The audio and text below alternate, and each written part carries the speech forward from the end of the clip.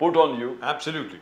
And And at the moment with us, Justice our, Gogoi, our friend from the Aam Aadmi Party, Baperkar Saab is here with us. Baperkar Saab, नमस्कार. नमस्कार sir. नमस्कार बापेरकर साहब, कैसे हैं? ठीक हूँ sir. कुछ नमस्कार। दिनों के बाद आपसे मुलाकात हो रही है। आपको नमस्कार और वंदे मातरम। आपका स्वागत है नेशन नाउ में। बापेरकर साहब, पहले मणिपुर, अब हरियाणा, ये क्या चल क्या रहा है? ये देश में क्या हो रहा है सर? सर बहुत ही गंभीर स्थिति है जी। एक हमारे एस्ट्रोलॉजर है, उनका नाम है आचार्य सलील। उन्होंने 12 मई को अपना भविष्यवाणी बताई थी, और वो भी एक मजेदार बात है, मोदी जी की कुंडली देखकर। जी। उन्होंने बताया था कि 2023 में भारत में एक अस्थिरता का माहौल पैदा होगा। एक कम्युनल, उन्होंने वर्ड वापरा था, सिविल वॉर 2023 में चालू होगा, और उसकी शुरुआत पश्चिम बंगाल से होगी। अभी मोदी जी की कुंडली देखकर उन्होंने बताया, और वो सही सही हो रहा है, कि पहले पश्चिम बंगाल से हुआ, मणिपुर है, अभी नू है, मेवात है, अभी तो बुलडोजर नीति चालू है। ये लोग बुलडोजर चला के लोगों की दुकानें ध्वस्त कर रहे हैं। अफरा तफरी का माहौल शुरू हुआ है, और मैं समझता हूं कि ये जो हो रहा है, वहां बीजेपी का शासन है। मणिपुर हो, हरियाणा हो, यूपी हो, यहाँ बीजेपी का शासन है, केंद्र में बीजेपी का शासन है। तो मुझे ऐसे लगता है कि ये प्रायोजित कार्यक्रम है, सोची समझी साजिश है। मैं तो सीधे सीधे बता रहा हूं कि इसके पीछे 4 संगठन है, एक आरएसएस, दूसरी विश्व हिंदू परिषद, और तीसरा बजरंग दल, और चौथा बीजेपी। और हमारे प्राइम मिनिस्टर मोदी जी भी इससे छूट नहीं सकते, क्योंकि यहाँ से खुद को अलग नहीं कर सकते, क्योंकि ये जो है, ये सोची समझी साजिश है, लोगों में आपस में भिड़ाने का काम कर रहे हैं। अभी यहाँ जो एक जो ब्रजमंडल जलाभिषेक यात्रा थी, वो जलाभिषेक यात्रा में हथियार लेके लोग नहीं पहुंचे। अगर धार्मिक कोई यात्रा होता है, उत्सव होता है, वहां लोग श्रद्धा के तौर पे आते हैं, तो उसमें कोई हथियार, भाला, चाकू, तलवार, गन ये लेने की क्या जरूरत है? और मैं समझता हूं कि जो प्रशासन है, जो पुलिस वाले हैं, उनको ये कुछ मालूम नहीं था। तो जो अभी इसका नाम ले रहे 2 लोगों का, वो भी आरएसएस से ताल्लुक है उनका। और ये जो घटा और अभी जो हो रहा है, इसके पीछे कोई षड्यंत्र है, और अशांति फैलाने का ये काम है, ये मेरा आरोप है। और जहां तक के दिल्ली का के लिए जो संशोधन पेश किया गया है लोकसभा में तो खैर वो पास हो ही जाएगा। अब ऐसा लग रहा है राज्यसभा में पास हो जाएगा। इसका मतलब दिल्ली सरकार के पास अब कोई पावर नहीं रहेगी। इफेक्टिवली वहां पे मुख्यमंत्री की जरूरत क्या है, इसके ऊपर भी सवालिया निशान है। बापेरकर साहब, सर लोगों ने चुन के दिए हुए सरकार, उसको काम करने नहीं देना है उनको, क्योंकि उनको मालूम है कि अरविंद केजरीवाल जी का जो मॉडल है, वो पूरी सरकारें पूरी राज्यों में इंप्लीमेंट होते जा रहा है। दिल्ली में जैसा मॉडल सक्सेस हुआ, वैसे पंजाब में भी सक्सेस हुआ, और पार्टियां उनका मॉडल लेके अपने यहाँ काम करना चाहते हैं। तो उनको दिल्ली में कमजोर कैसा किया जाए, इसके लिए वो ऑर्डिनेंस लाया है। और इसके लिए अरविंद जी ने सबसे अपील की है, अभी इंडिया के जो घटक दल है, सभी लोग इसका राज्यसभा में विरोध करे, ये उनका अपील था। और ये अगर ऑर्डिनेंस सभी जगह पास होता है, और सीएम का अगर पावर खत्म होता है, तो ये बहुत मतलब धोखा है, सबको धोखे की ये घंटा है। सभी राज्य में ऐसा होगा, जो कोई वहां अच्छा काम करेगा, वहां जो केसीआर है, जो तेलंगाना में राज करे, और बीजेपी शासित जहां जहां कोई सरकार नहीं है, वहीं वो लोग ऐसा ही काम करेंगे। और वहां के जो लोक नियुक्त सरकार है, उनके सरकार को काम करने नहीं देना, यही इनकी नीति रहेगी। और बीजेपी अलग तरीके से अपना वहां एक का चलाने का काम करेगी, जैसा दिल्ली में वो करने की कोशिश करी है। बापेकर साहब, जिस प्रकार से अमित शाह ने डिफेंड किया दिल्ली वाले बिल, उन्होंने कहा कि केजरीवाल सरकार करप्शन से ग्रसित है, ट्रांसफर पोस्टिंग में पैसे खाना, टोटल करप्शन।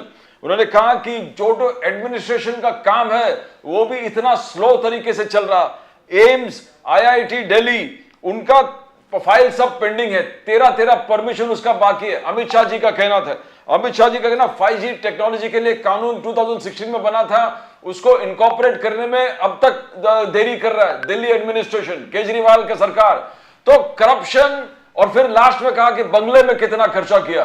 तो हर प्रकार से करप्शन से लेके बंगले तक अमित शाह ने लोकसभा में एक एक चीज हाईलाइट किया कि इसके वजह से हमको ये बिल लाना पड़ेगा, इसके वजह से हमको कंट्रोल लेना पड़ेगा सेंटर को। तो आप इसको नकार कैसे सकते हो बाबरकर साहब?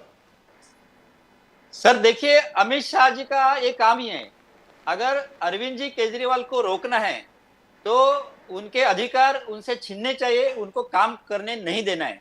उन्होंने जो ऑर्डिनेंस लाया है उसके पक्ष में लोगों को गुमराह करने का वो काम कर रहे हैं।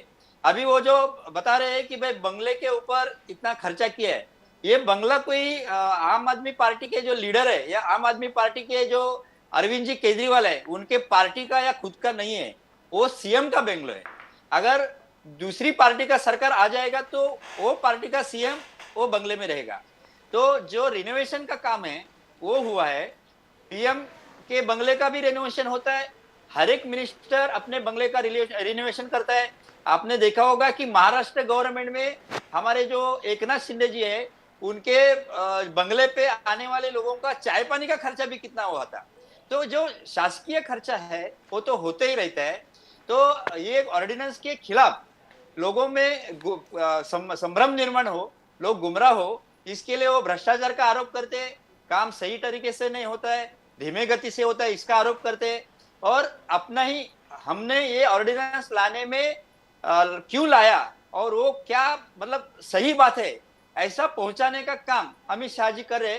लेकिन दिल्ली की जनता को और देश की जनता को भी मालूम है कि ये लोग कितना सच बोल रहे हैं और अरविंद जी केजरीवाल कितने सच है, ये पूरी जनता को मालूम है। बाबरकर साहब, आपका अलायंस, इंडिया का अलायंस का जो विषय है, आज सवेरे गुंडू राव जी कर्नाटका के हेल्थ मिनिस्टर आए थे और वो पूरे सर्वे कर रहे थे कि मोहल्ला क्लिनिक्स किस प्रकार से है, अच्छा है बुरा, सवेरे तारीफ कर दिया। गुंडू राव जी ने बोला ये एक बहुत रेवोल्यूशन है मोहल्ला क्लिनिक्स, केजरीवाल जी के, आम आदमी पार्टी के।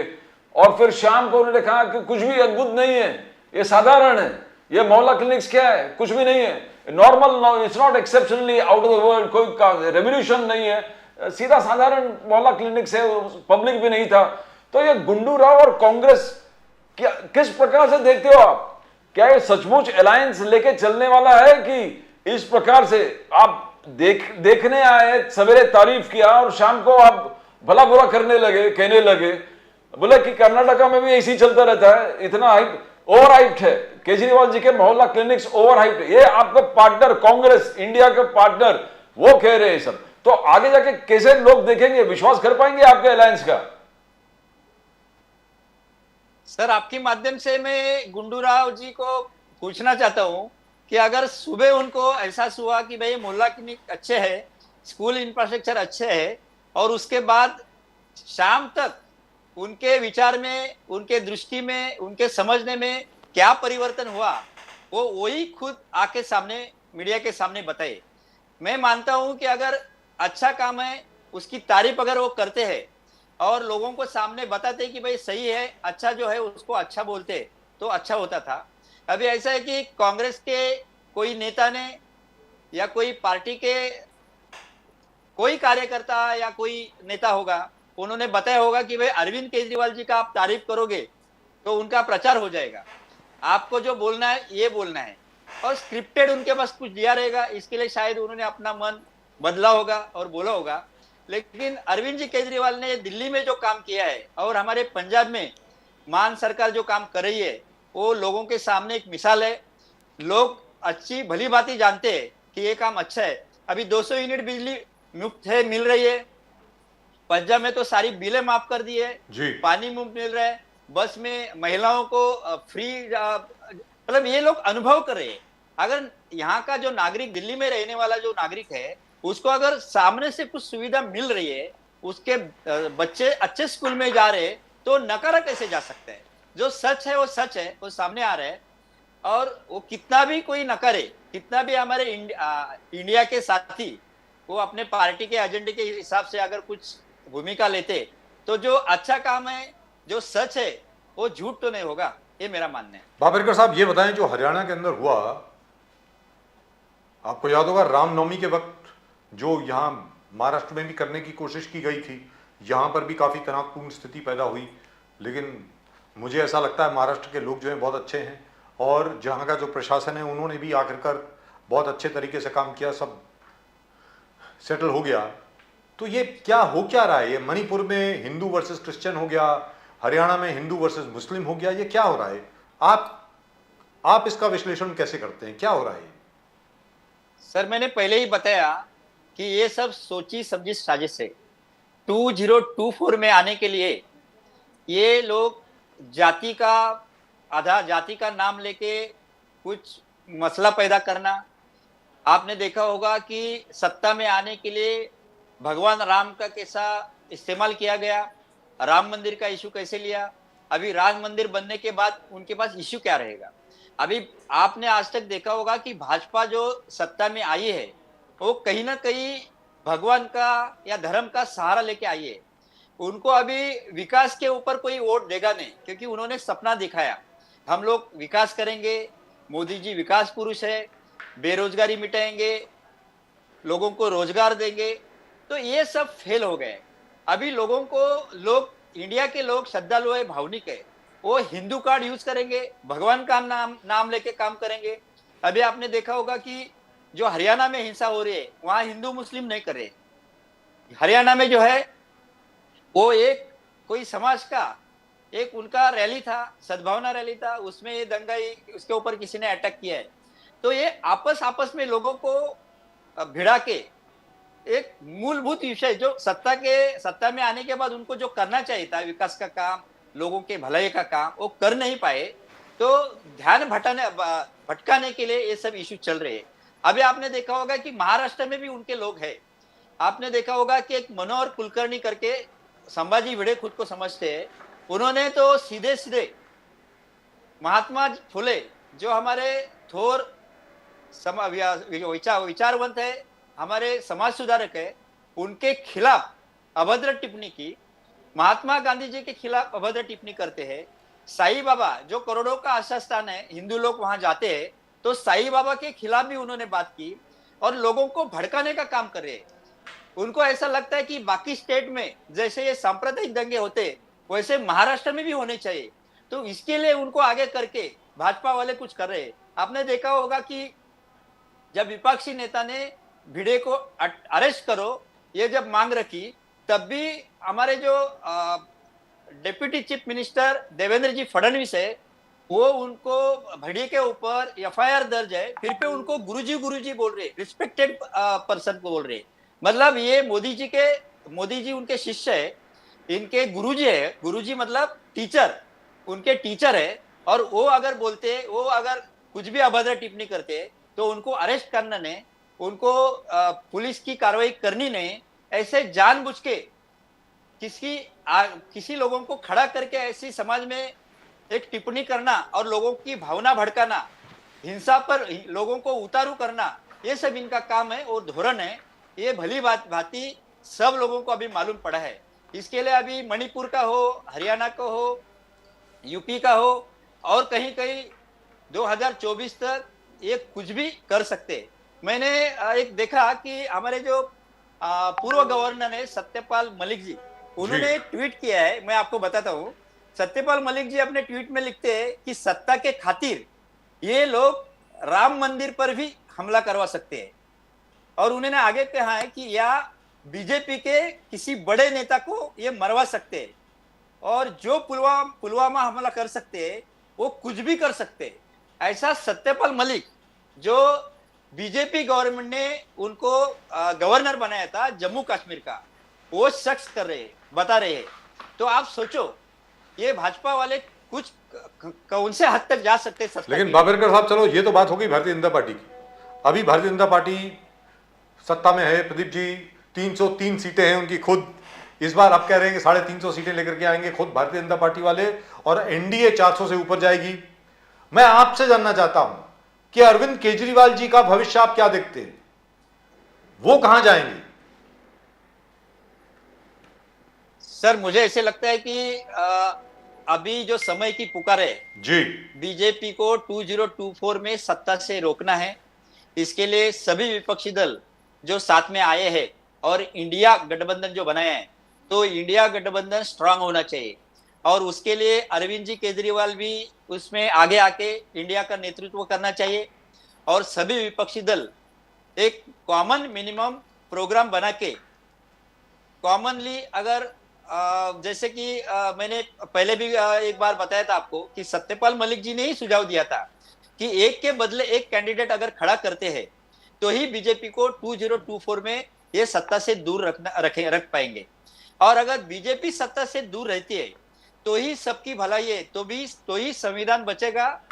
आप और हम ये बोल पाएंगे लोकशाही के तहत या संविधान के तहत हम सब अपना अधिकार साबित रख पाएंगे। इसके लिए अरविंद जी केजरीवाल ये इंडिया गठबंधन का नेतृत्व करना चाहिए और उन्होंने इंडिया मजबूत करने के लिए पुरजोर कोशिश करनी चाहिए। ये मेरी अंतर्गत भावना है। बापेकर साहब, आप बीजेपी जो कर रही है, जो रिपोर्ट कार्ड बीजेपी का है, आप देखो बहुत जबरदस्त इंपैक्टफुल रिपोर्ट कार्ड है। Right from fifth biggest economy to UPI payment, digital revolution, Ram Mandir, article 370, 35, surgical strike, Balakot strike, triple talaq, Swachh Bharat. आप चीज देखो, आज बीजेपी का टोटल कैंपेन था कि हमारा 70% ऑफ पीएम मुद्रा योजना के 70% बेनिफिशियरीज वुमन था, वुमन और थे। तो बोले कि अगर कोई कुछ कर सकता है, औरत, वुमन डेवलपमेंट है, दलित डेवलपमेंट है, गरीब से गरीब का सिर्फ बीजेपी का कर। आज दूसरा एग्जांपल देखो, आर्टिकल 370, बोले हमने आर्टिकल 370 को स्ट्राइक ऑफ करने के बाद मोहर्रम प्रोसेशन 34 इयर्स में श्रीनगर में पहले बार पीसफुल मोहर्रम प्रोसेशन, जहां हजारों लोग उस चीज को पार्टिसिपेट किया। बोलोगे देखिए ये है डेवलपमेंट, ये है सुख शांति, ये है पूरे देश को अपलिफ्टमेंट किस प्रकार से करना। इस चीज को नेगेट नहीं कर सकते बापेकर साहब, आप नहीं कर सकते कि 370 हटे। मोहर्रम प्रोसेशन श्रीनगर में निलना 34 इयर्स के बाद एक बहुत बड़ा विषय है। बापेकर साहब, how you going to counter it sir? Sir ऐसा है कि बीजेपी के जो आंकड़े, बीजेपी का जो प्रचार है वो कागजी प्रचार है। उनके पास एक आईटी सेल है और वो मीडिया के थ्रू, उनका मीडिया भी उनके कब्जे में है और मीडिया के थ्रू लोगों को बताने का काम करते हैं, लेकिन असलियत सच्चाई अलग है। अभी उन्होंने जो धारा हटाई जम्मू कश्मीर का जो बात कर रहे हैं, तो उसका ग्राउंड पहले से ही बनाने का काम कांग्रेस ने ही किया था। अभी कैसा होता है कि एक पेड़ होता है, वो पेड़ काटने के लिए 4 लोग आते हैं, पहला थकने के बाद दूसरा थकने के बाद तीसरा, चौथा, और चौथे की जब बारी आती है काटने की, तब जब कुल्हाड़ी मारता है तब पेड़ गिरता है। इसका मतलब चौथे ने ही ये झाड़ गिराया, ऐसा नहीं होता है। तो ये बात है। और लेकिन एक चीज है साहब, जब धारा 370 को विड्रॉ किया गया, रिपील किया गया, Arvind Kejriwal was the first to support it. Arvind Kejriwal ji ने टोटल समर्थन किया सरकार का कि धारा 370 आपने वापस लिया, हम आपके साथ हैं जी। अच्छा, आज शायद ओवैसी ने उसी चीज के लिए केजरीवाल जी को कोसा, बोले कि हम आपको यहां पर सपोर्ट कर रहे हैं, दिल्ली ऑर्डिनेंस के खिलाफ, दिल्ली बिल के खिलाफ ओवैसी ने सपोर्ट किया कि we are against this bill. But उन्होंने कहा कि केजरीवाल जी आप बीजेपी के बी टीम हो, आर्टिकल 370 में तो आप बीजेपी के साथ खड़े रहे। तो ये ठीक है जो बजाज साहब बोल रहे हैं, उसको जस्टिफाई कर रहे हैं। बोलिए बापेकर साहब। सर ऐसे है कि अलग अलग पार्टी है, उनकी विचारधारा अलग अलग होती है। ओवैसी की अलग विचारधारा है, केजरीवाल साहब की अलग विचारधारा है, तो कहीं ना कहीं थोड़े से मतभेद हो सकते हैं। लेकिन अभी इंडिया में जो आए हैं वो बीजेपी का मुकाबला करना है। और संविधान देखो, संविधान के प्रति आदर रखने वाले अरविंद जी केजरीवाल भी है, ओवैसी भी है, कांग्रेस भी है। तो संविधान के प्रति आदर रखना, देश के प्रति प्यार रखना, इसके लिए इंडिया सब आई है। अभी एक बात ऐसी है कि आपसी मतभेद भूल के जो मेन इशू जो है, मेन एजेंडा जो है कि बीजेपी को सत्ता से दूर रखना, उसके ऊपर वो फोकस करेंगे आगे चल के, ऐसे मैं मानता हूँ। और दूसरी बात, जो अभी इसका जो प्रोपेगेंडा चालू है कि भाजपा ने ये काम कर दिया, भाजपा ने वो काम कर दिया। अभी आप देखोगे कि देश में जो मणिपुर की हिंसा चल रही है, हरियाणा की हिंसा चल रही है, यहाँ तक आपने देखा होगा कि कोर्ट के जज भी तंग आके रिजाइन दे रहे हैं। स्वतंत्र भारत में पहली बार कोर्ट के जजों ने प्रेस कॉन्फ्रेंस लेके मीडिया के सामने, लोगों के सामने बताया कि हाँ, हमें काम करने नहीं दे रहे, हमारे ऊपर प्रेशर आ रहे हैं। तो ये स्थिति पहले सरकार में कभी नहीं थी। तो ये हमारा देश कहाँ जा रहा है? अभी आपने देखा होगा कि दुनिया के बाकी कंट्री के लोग अपने उनके जो सांसद होते हैं या उनका जो पार्लियामेंट होता है, वहां हमारे इश्यू के बारे में चर्चा करते हैं, मणिपुर की चर्चा लेते हैं।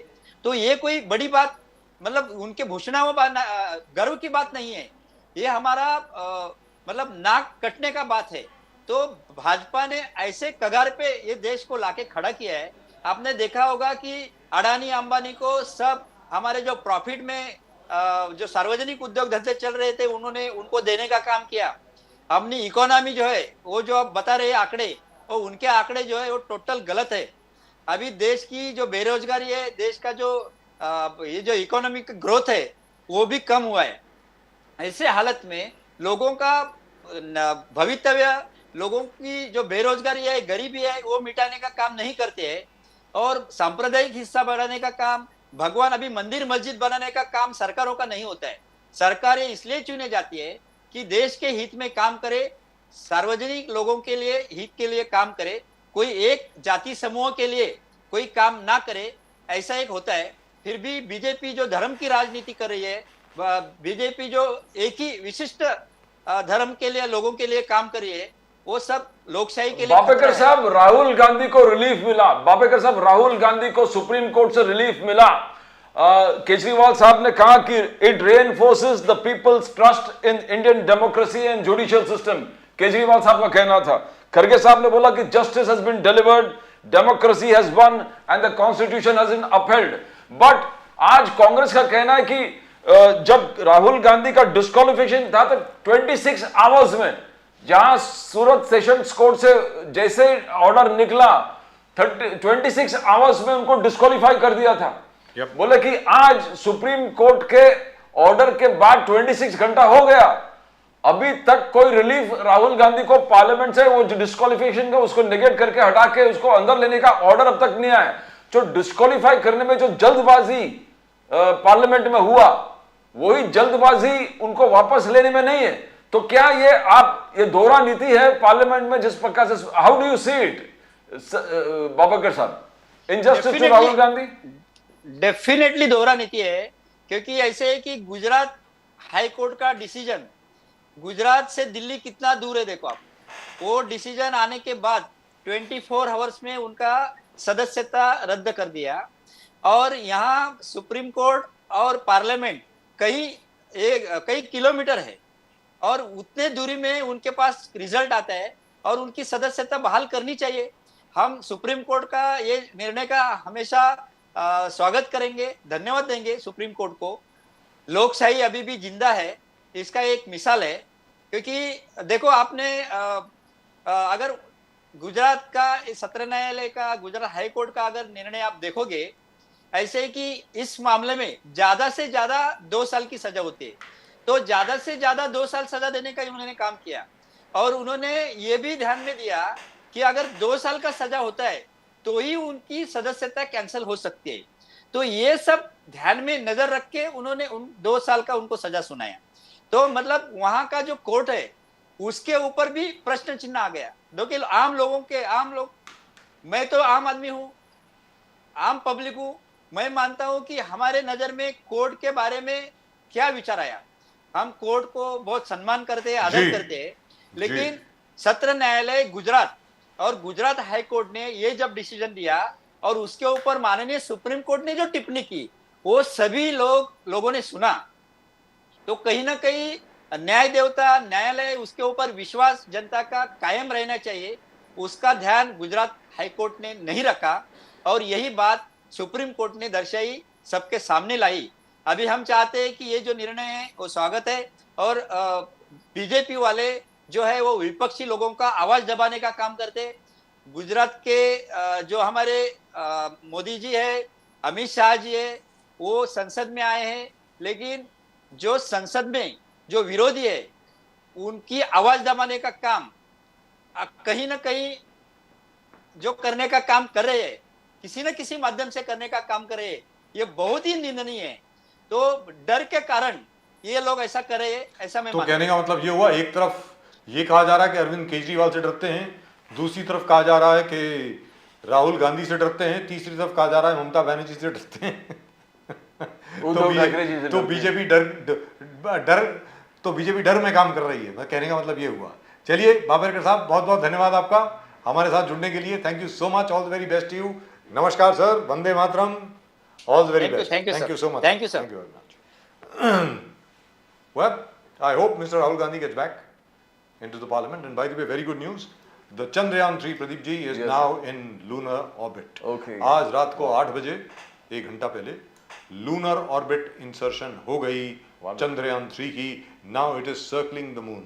Wow. और 23 तारीख को in all likelihood there will be a soft landing on the moon. अगर हो जाए, it will be a major success.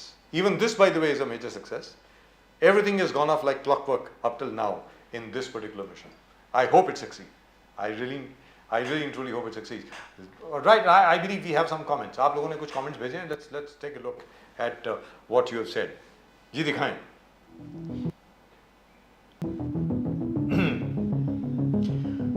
That seems to be the show with Suresh Chandra Rajan Saab. Yes, Let's take a look. What? Who has said what? Where is the comment? Okay. Recently, Rahul Gandhi went to USA. He was hosted by Islamic Society of America. This organization is run mostly by Pakistanis in the USA. USA funds lobbying against Indian interests in American Congress, Senate, and White House. In fact, these organizations tried to stop jet engine tech transfer to India. How can PM candidate accept hosting from anti-India organizations? Right. Shantais. Shantize Shantize. or Shantize or Shantais, whatever. This, of course, is Mr. Jai Maharashtra, Jai Manse, Ketan Naik Samchar. Yes, Sudhir Lad, 8946.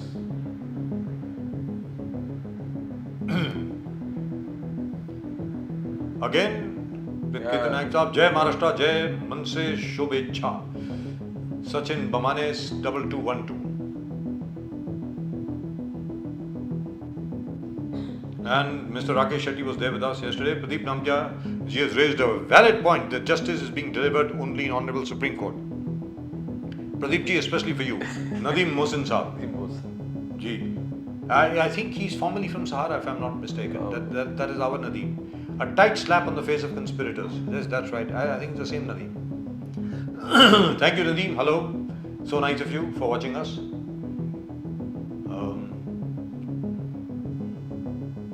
हम आज भी उस punishment के लिए तैयार हैं. रगड़ा तो स्पेशल है. ये this is about the NCC. Yes, Right. yes. But that was terrible. That was That's absolutely awful. You can't beat Right. kids like You this. can't beat up kids like that. And nobody will go to NCC. It's a voluntary, as we were discussing, Yes, it's a that's voluntary right. service. Absolutely. You push them in the in water and beat them on the back. कैसे कोई भी माँ बाप parents कैसे भेजेंगे बच्चों को? बच्चों को यही कहा जाएगा, भाई जोर जोर से मारते हैं वहां पे मत जाना. सीधी बात है. चलिए, that's it. That's all we've got for you in tonight's show on Nation Now.